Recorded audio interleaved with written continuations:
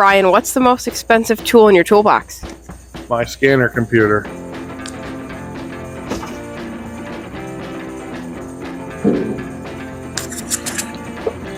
How much was it? $10,000. Brady, what's your most expensive tool in your toolbox?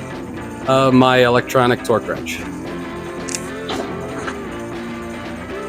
It was about $700. Adam, what's the most expensive tool in your toolbox? Probably my impact.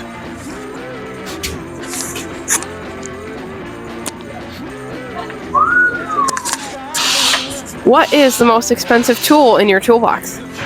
Most expensive thing that I have is this launch scan tool that was $1,800 and then $1,000 here for the subscription.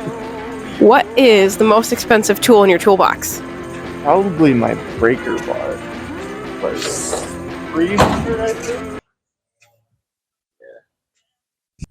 What is the most expensive tool in your toolbox? This impact, which was $800. What is the most expensive tool in your toolbox? My most expensive single tool is probably this digital torque wrench, about $500 by itself. Joe, what's the most expensive tool you have in your toolbox? My torque wrench.